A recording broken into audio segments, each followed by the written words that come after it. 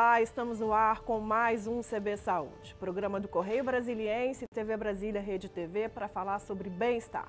Estamos ao vivo pelas redes sociais do Correio e pelos principais tocadores de podcast do país. Participe aqui do nosso bate-papo. Você pode escolher Facebook, Twitter ou YouTube. Eu sou Carmen Souza e aqui comigo a psiquiatra, especialista em dependência química e professora também da Faculdade de Medicina da Universidade de Brasília, doutora Helena Moura. Muito bem-vinda, Helena. Prazer, muito obrigada pelo convite. Prazer é todo nosso.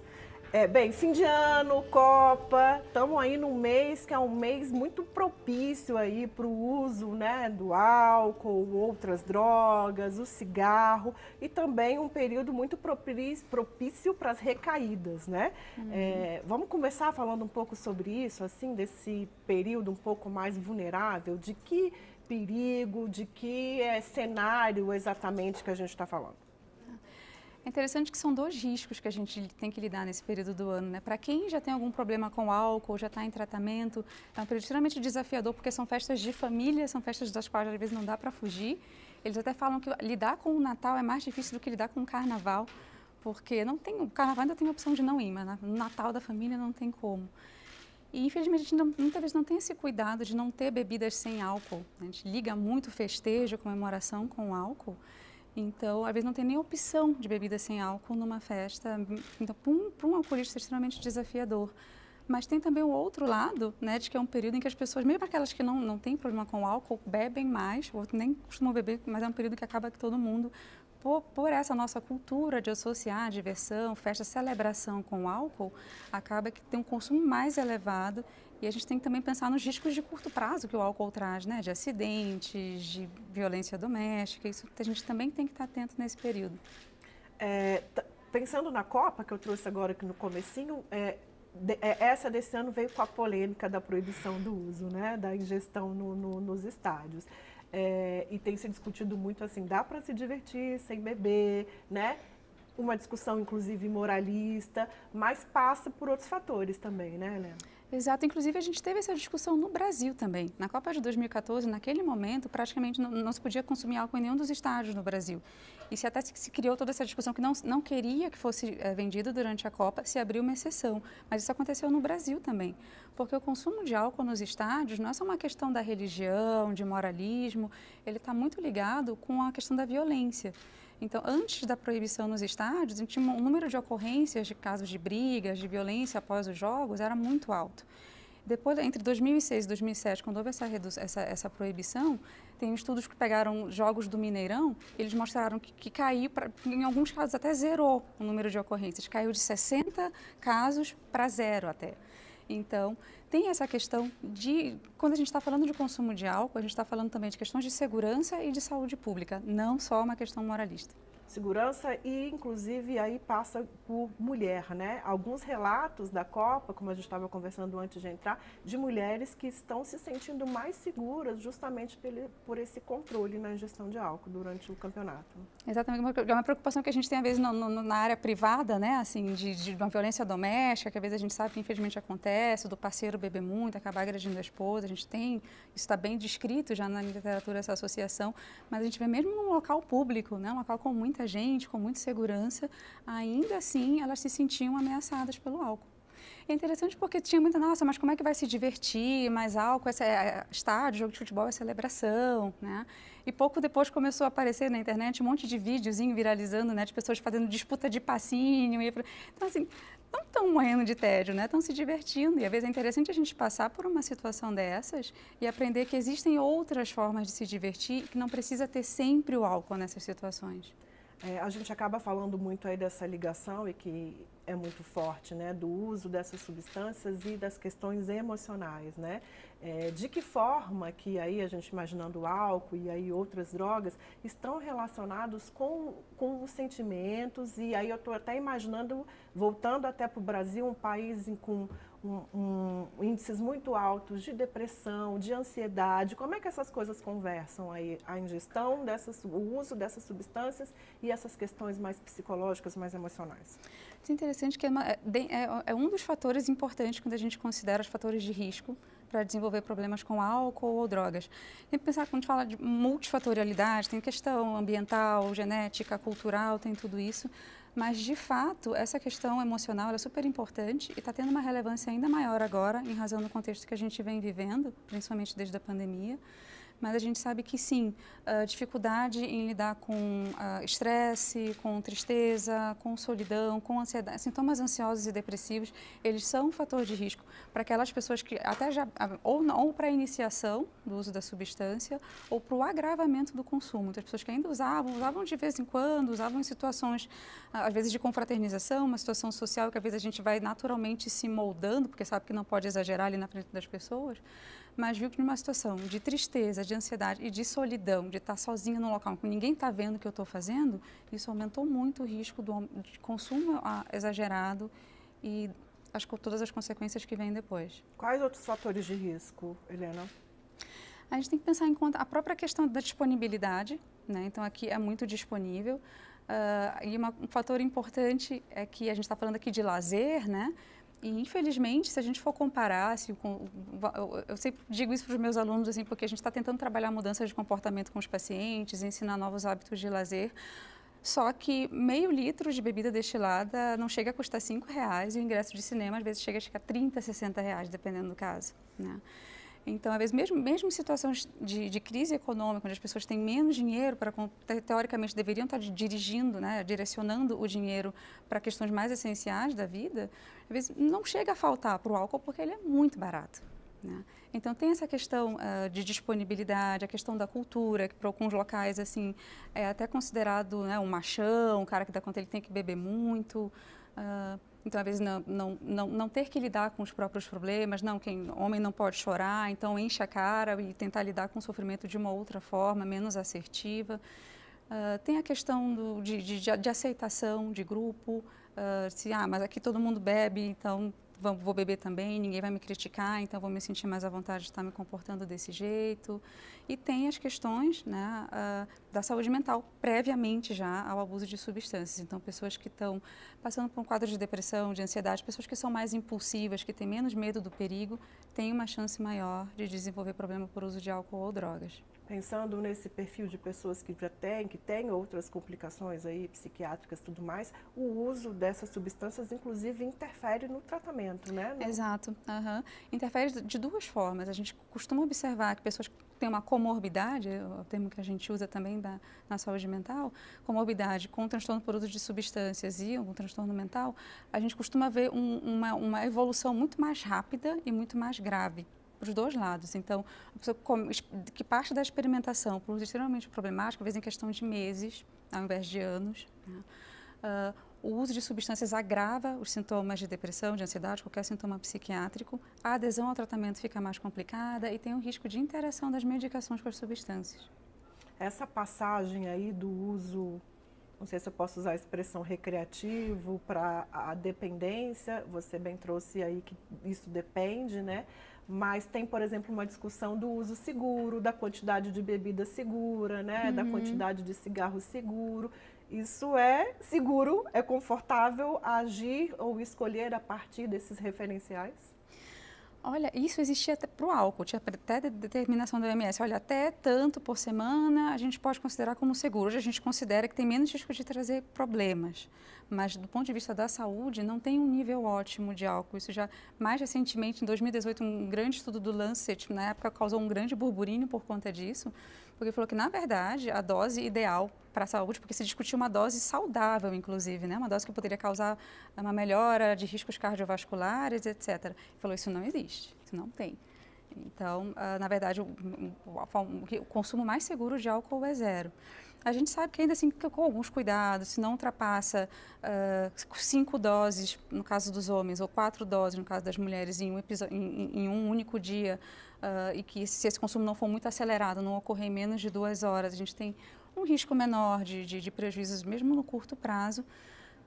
Mas eu tenho que ter um cuidado, eu tenho que sempre mostrar, tá, isso aqui é divertido, né, é que nem comer doce, mas não é saudável. Tá? Então, para pessoas que não têm um transtorno por uso, a gente consegue falar de um uso controlado, de um uso que possa ser menos prejudicial. Para pessoas que já desenvolveram, isso é mais complicado, porque o organismo ele reage de uma forma tão diferente ao álcool que a pessoa não consegue de fato controlar. Porque aquele uso moderado ele não vai ser prazeroso, ele não vai causar nenhuma das sensações que a pessoa procura quando começa a beber. Então tem sempre um risco de extrapolação. E aí você entra num outro patamar, porque aí a gente está falando de doença, não é isso? A dependência química é uma doença, né, reconhecida ali pelo OMS. Trago isso porque às vezes a família ter a compreensão disso também é um caminho para ajudar o dependente químico, né? Exato, a gente tem tentado muito tirar da questão moral, né? Que a gente fala muito da questão moral para não consumir, mas também de, às vezes, encarar como a dependência como um desvio de caráter, como uma coisa que, na verdade, a pessoa escolhe, mas se ela está percebendo que está dando problema, então por que não para? Né? E o uso, apesar de perceber problemas psicológicos, problemas clínicos e problemas sociais, isso é exatamente um sintoma da doença. Se fosse racional, assim, a gente não teria um problema, né? Não teria uma doença, mas acontece que o efeito da substância ele é tão poderoso no cérebro de gerar motivação para mais consumo que a pessoa realmente ela não consegue ponderar esses riscos e benefícios na hora do uso. A gente está falando de alterações cerebrais, por exemplo? Sim, são coisas que a gente tem procurado entender cada vez mais, mas a gente sabe que a capacidade de decisão ela vai ficando cada vez mais prejudicada e o que é extremamente desafiador é porque ela vai ficando prejudicada, mas não daquele nível que a gente vê, por exemplo, uma pessoa com uma incapacidade civil, né? A pessoa ela vai perdendo um pouco na nossa balança motivacional que a gente faz no dia a dia. Nossa, mas se eu comer demais, está muito gostoso, mas se eu comer demais, depois eu não vou me sentir bem, eu vou ganhar peso, ou posso ter algum problema de saúde. Com o uso de substância, a relevância que o prazer tem parece ser tão intenso, que a pessoa realmente ela não consegue pensar nos riscos naquele momento. A gente pode dizer que situações que antes davam prazer, como estar com a família, coisas simples, deixam de fazer sentido? Param de fazer isso porque, em comparação com o prazer que a substância causa, aquilo é muito pequeno. É como se fosse, né, comparar uma bomba atômica né, e uma pedrinha caindo no chão. Assim. Então, isso vai deixar, o cérebro ele se acostuma com um nível muito intenso de prazer. E uma coisa que é super importante, que se começou a falar mais nos últimos anos, é que exatamente por conta desse estímulo excessivo, em algum momento o corpo ele já não consegue mais produzir esse estímulo prazeroso para situações mais cotidianas, mais naturais, mas ao mesmo tempo, às vezes, nem as drogas mais conseguem causar esse prazer. E a pessoa fica constantemente numa sensação de desconforto físico e emocional. Então, chega um momento que a pessoa já tenta usar a droga ou álcool para tentar se sentir normal, e não para tentar aliviar aquele desconforto, e não mais para sentir prazer. Vamos fazer um intervalo? Tá bom. Um minuto e a gente volta com mais CB Saúde, que hoje recebe a doutora Helena Moura, professora da UNB, psiquiatra e especialista em dependência química. A gente volta daqui a pouquinho, não sai daí não.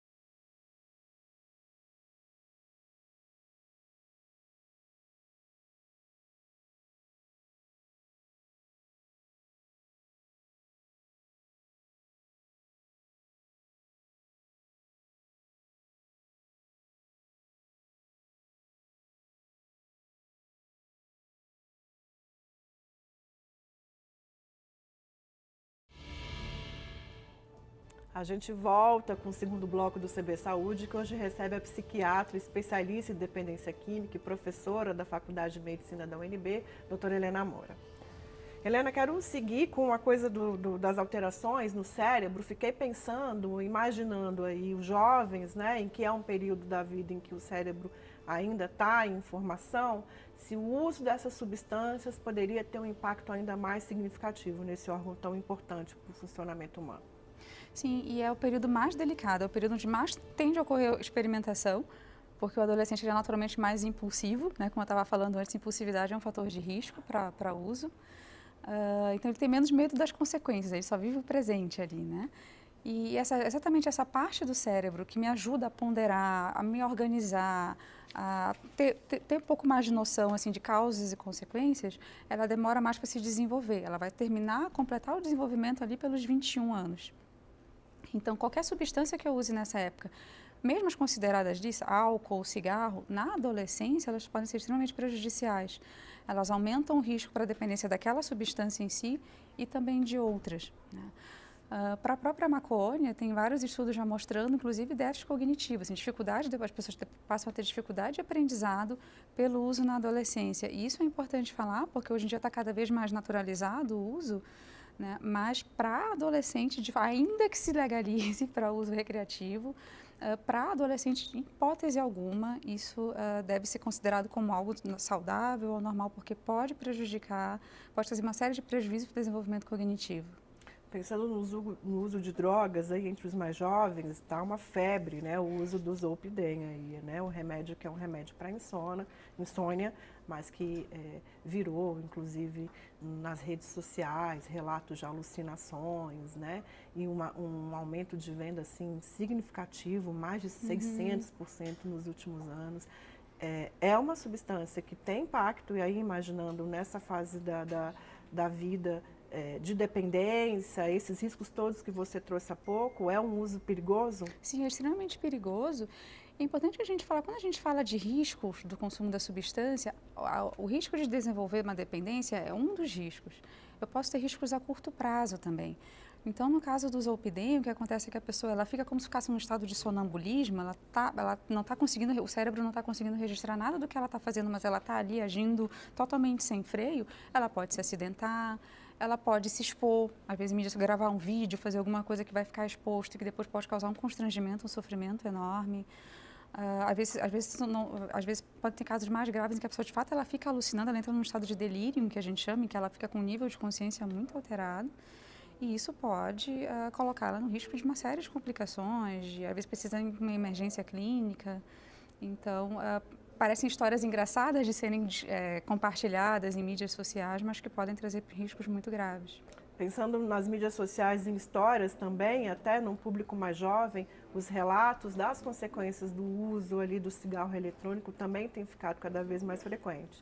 Queria te convidar para falar um pouco sobre isso, sobre esse uso, né, não sei como está o cigarro tradicional e os cigarros eletrônicos e as consequências disso, inclusive a longo prazo, para a saúde dessa população. Sim. O cigarro eletrônico tem sido uma preocupação muito grande. Primeiro porque em termos para quem já fuma e tenta parar com o cigarro eletrônico, a gente não tem um nível de evidência suficiente. Por isso que na Inglaterra, inclusive, se começou a falar muito disso, assim, de que sim, seria uma estratégia de tratamento, mas a maioria dos estudos não conseguem embasar essa afirmação. E ele tem, na verdade, e essa sempre foi uma suspeita, né, dos especialistas e que vem se confirmando, de que ele, na verdade, seria uma forma de atrair novos usuários para o tabaco. Então, principalmente para o público adolescente, é divertido, solta uma quantidade de fumaça muito grande, alguns acendem uma luzinha na hora que fuma. Então, e porque veio com essa ideia de que é tratamento, né, as pessoas entendem que é mais saudável. Tem pessoas que acreditam, eu já vi isso de vários adolescentes, que não, mas nem tem nicotina, o que dá dependência à nicotina, esses nem tem, é só para a gente ficar brincando de soltar fumaça. Isso não é, né? Então, o cigarro eletrônico causa dependência? Sim, causa dependência. Tem feito pessoas que tinham parado de fumar recaírem, né? Quem está tentando parar com cigarro eletrônico não está conseguindo. E é importante ressaltar que nós temos outras alternativas de tratamento já com muito mais evidências e bons resultados. E quem não fumava está achando interessante começar a fumar por cigarro eletrônico. E o cigarro eletrônico ele tem riscos associados ao próprio cigarro eletrônico. Então, desde 2019, começaram a surgir uma série de relatos de complicações graves, de pessoas que foram internadas, que precisaram até de transplante de pulmão, às vezes até por conta da própria substância, dos próprios metais envolvidos ali. Então, definitivamente não é um uso seguro. Um outro ponto, uma outra temática da moda, aí, eu acho que esse até mais recente, é a tal da pílula anti-ressaca, né, que chegou ao Brasil tem pouco tempo e que as pessoas têm tomado, relatando realmente esse efeito, né, do dia seguinte à bebida, mas alguns especialistas já alertando que é perigoso também a forma como as pessoas têm encarado o uso dessa pílula anti-ressaca. Qual a sua opinião sobre isso, né? Claro, tudo que possa trazer um alívio de sofrimento, né? Se a pessoa acorda com uma ressaca muito grande, tem que trabalhar, não tinha previsto aquilo, né? Se exagerou e não estava fora dos planos. Claro que tudo que a gente puder fazer para trazer conforto para a pessoa, a gente deve ir atrás. Mas a clínica anti-ressaca, de forma alguma, ela desfaz os danos que foram causados pelo uso da véspera, né? Então, a gente fala muito do uso em binge, que é um termo que a gente fala com uma quantidade muito grande de álcool em pouco tempo, que foi aquela que eu falei um pouco antes, de 5 doses para homem, 4 ou mais para mulheres no intervalo menor que 2 horas.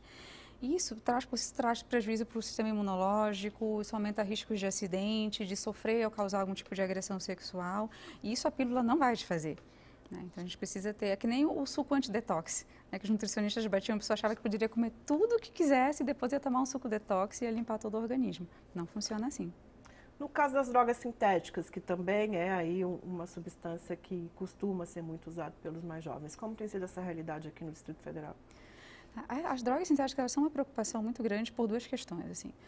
Uma delas é que é muito fácil comprar, se compra pela internet, então às vezes os pais nem estão, nossa, meu filho é muito quietinho, ele não sai de casa, mas às vezes está pela internet conseguindo ter acesso a esse tipo de substância, elas são fáceis de esconder, não dão cheiro, né?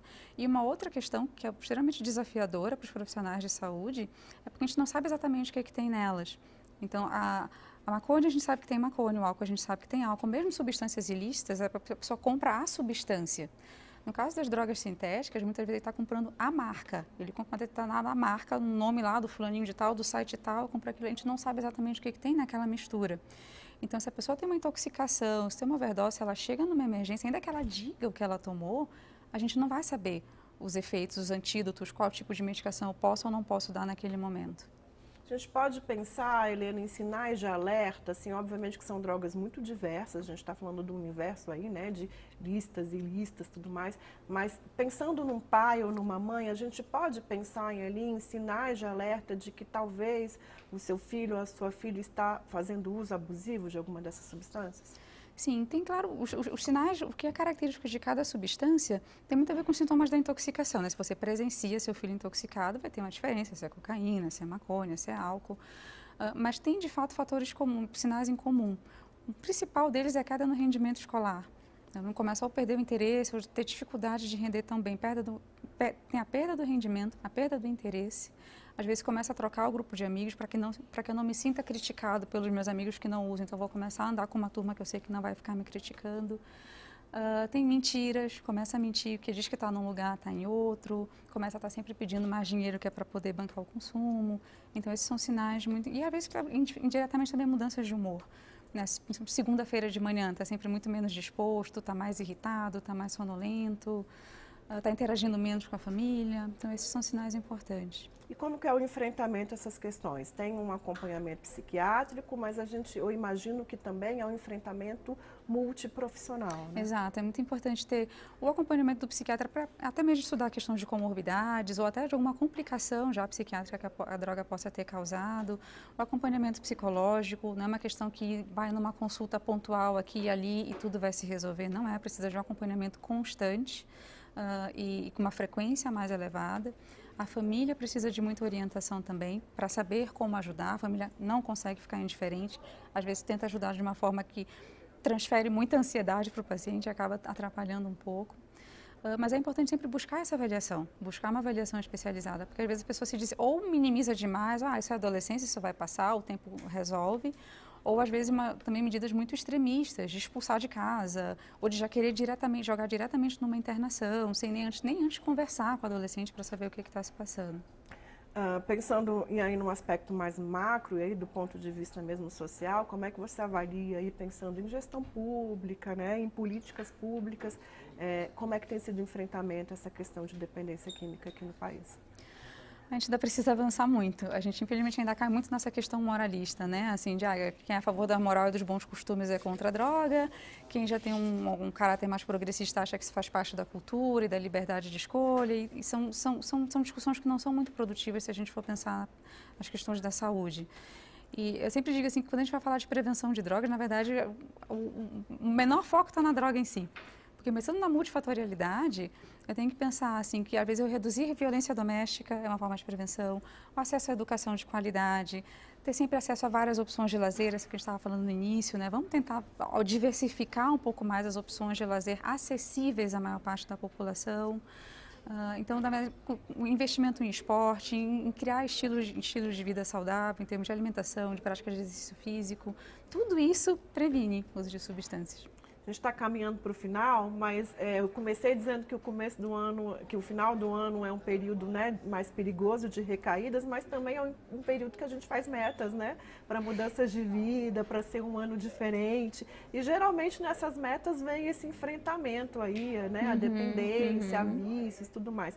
Queria que você desse uma dica aí de quem está disposto, que está com essa energia para parar, para reduzir, o que fazer para que não seja aí a promessa que fica, né? Para que de fato seja um propósito concluído ou que dê certo. A principal dica que eu seria de buscar ajuda. Porque às vezes a pessoa ela fica assim, não, é só parar de fumar, é só largar, né? A gente sabe que não é assim, que os sintomas de abstinência são extremamente intensos. Então é importante alguém que ajude a como é que vai organizar essas metas e como é que para que elas se tornem mais realistas, mas para que também que a pessoa tenha um apoio, porque às vezes é difícil mesmo. A gente tem um tempinho, eu queria saber do impacto da pandemia. E aí, como é que tem sido isso na ingestão de álcool e drogas? A gente notou um aumento. Quando a gente olha no modo geral, parece que ficou tudo igual. Isso vários estudos têm mostrado. Quando a gente vai observar algumas populações específicas, é que a gente observa mais esse aumento. Então, enquanto que algumas pessoas pararam de beber na pandemia, outras aumentaram. E quem que ficou mais vulnerável para aumentar o consumo de álcool? As pessoas que estavam com mais dificuldade, que tiveram mais problemas emocionais, pessoas que enfrentaram luto, que passaram por depressão, por ansiedade, muita solidão. E são problemas que, infelizmente, ainda não se resolveram, né? A gente ainda está vivendo uma situação muito complicada. Entram as questões sociais, né? Muito obrigada pela sua participação. Eu que agradeço. Agradeço você também que nos acompanhou em mais um bate-papo sobre bem-estar. Até a próxima. Fique bem.